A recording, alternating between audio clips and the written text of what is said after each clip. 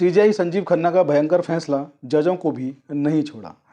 देखिए, अब भारत के लोकतंत्र में ऐसे फैसले आने लगे हैं। सीजेआई संजीव खन्ना जो कि बहुत कम समय, लगभग 6 महीने के लिए सीजेआई बने हैं, लेकिन अपने फैसलों से जाने जाते हैं। वो उनके फैसले इतने दमदार, इतने शानदार होते हैं।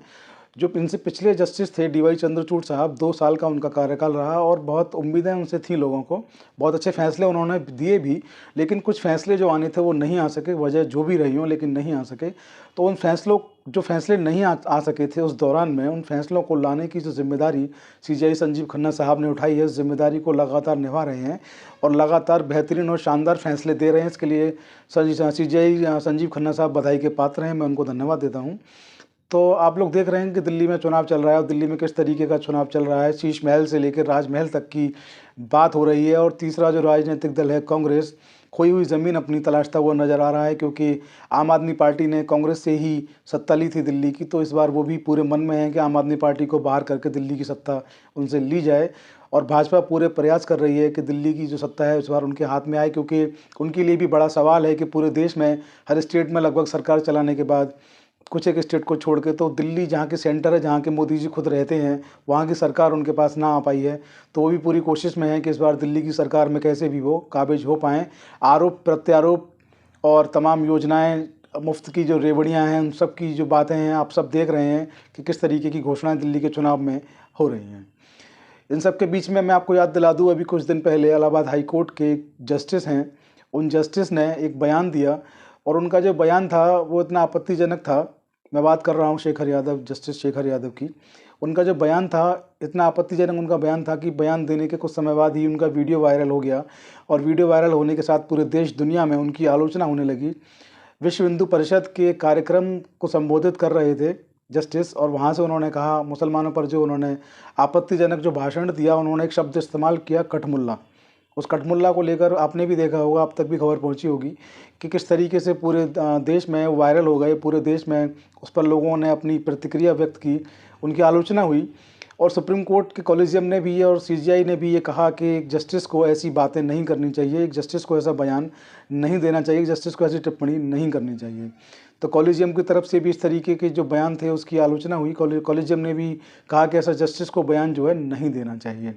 तो इस बयान को लेकर के जो है अब इन पर एक्शन जो है शायद होता हुआ नज़र आ रहा है, क्योंकि जो मीडिया रिपोर्ट्स की हम बात करें तो सोशल मीडिया पर जो खबरें हैं वो इस तरीके की खबरें हैं कि इलाहाबाद हाई कोर्ट के जस्टिस शेखर यादव, जिन्होंने कि ये टिप्पणी की कठमुल्ला वाली, उस कठमुल्ला वाली टिप्पणी पर जो सुप्रीम कोर्ट के वरिष्ठ वकील हैं कपिल सिब्बल, जो राज्यसभा के सांसद भी हैं, वो महाभियोग लेकर आए राज्यसभा में और उनके साथ 54 और सांसदों ने उस पर साइन किया, यानी कुल 55 सांसदों का हस्ताक्षर युक्त महाभियोग जो था उन्होंने पेश किया।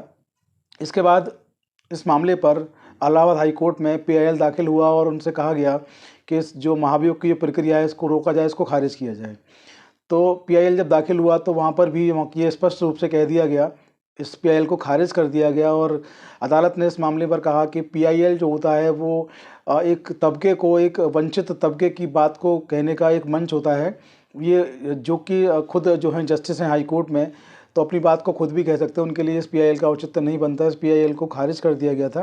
मैं आपको फिर बता दूं, पीआईएल इसलिए डाली गई थी कि जो महाभियोग की जो प्रक्रिया है इसको रोक दिया जाए। तो ये पीआईएल को, इसको जनहित याचिका को खारिज कर दिया गया। तो ये पीआईएल खारिज होने के बाद आगे का जो रुख है सुप्रीम कोर्ट का बहुत सख्त हो गया है। उन्होंने जो है हाई कोर्ट के जो चीफ जस्टिस हैं उनसे रिपोर्ट मांगी है सीजेआई संजीव खन्ना साहब ने, और उन्होंने कहा है कि इस पर बड़ा एक्शन होगा। मीडिया रिपोर्ट्स की बात करें तो यही मीडिया रिपोर्ट्स में छपा हुआ है कि इनके ऊपर बहुत बड़ा अब एक्शन होने वाला है। खैर क्या होगा ये तो भविष्य के गर्त में है, लेकिन आप सोच कर देखिए कि हमारे देश के जो नेता हैं वो ऐसी बयानबाजी करते हैं, कोई हिंदू की बात करता है, कोई मुसलमान की बात करता है। तो ऐसी जो भाषण होते हैं, हालांकि जो संविधान है देश का ऐसी बातों को करने से मना करता है, ऐसी बातों को कहने से पाबंद किया गया है। जो कटुता फैलाते हो, धर्म की बात करते हो, घृणा की बात करते हो, ऐसी बातों को कहने से रोका गया। देश में कानून भी हैं, ऐसी बातों को करने से रोकने पर आपके ऊपर विभिन्न धाराओं में एफआईआर होती है, आपको जेल भी हो सकती है। तो ऐसी बातें फिर भी जो है हमारे देश के नेता करते हैं। और अब देखिए संवैधानिक पद पर बैठे एक जस्टिस जो है ऐसी बातों को कह करके आलोचनाओं में फंस गए हैं, चारों तरफ से उनकी आलोचनाएं हो रही हैं। अभी देखना बाकी है कि कॉलेजियम जो है इस बात पर क्या एक्शन लेता है, जस्टिस को इस बात को कहने के लिए क्लीन चिट मिलती है या उनके ऊपर कोई ठोस कार्रवाई होती है। क्योंकि सुप्रीम कोर्ट के सीजेआई खन्ना साहब ने जो इलाहाबाद हाई कोर्ट के सीजेआई हैं उनसे इस बात पर रिपोर्ट मांगी है और रिपोर्ट जैसे ही वहाँ पहुँचेगी इस पर जो है एक्शन लिया जाएगा। क्योंकि पहले भी सुप्रीम कोर्ट ने एक केस लॉ में निर्धारित कर दिया है कि जब ऐसा कोई मामला होता है, जब हाई कोर्ट इस मामले में कोई संज्ञान नहीं ले पाता है तो फिर मामला जो है सीजीआई जो है सुप्रीम कोर्ट के उनके पास ट्रांसफ़र हो जाता है और वो इस मामले में जो भी होता है एक्शन लेते हैं।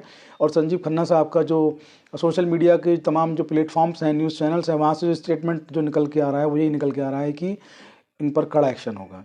तो क्या एक्शन होगा, इस एक्शन को जैसे ही होगा आप लोगों को इससे अपडेट भी कराएंगे। आप लोग बने रहें हमारे साथ, वीडियो को शेयर करना ना भूलें। और मैं आपसे एक बात और यहाँ पर कहना चाहूँगा कि आप लोग कुछ भी कहें, आपको स्वतंत्रता है कुछ भी कहने की, लेकिन इस बात का ध्यान रखें कि दूसरे व्यक्ति को भी स्वतंत्रता है अपने मान सम्मान आत्मसम्मान को बचाए रखने की।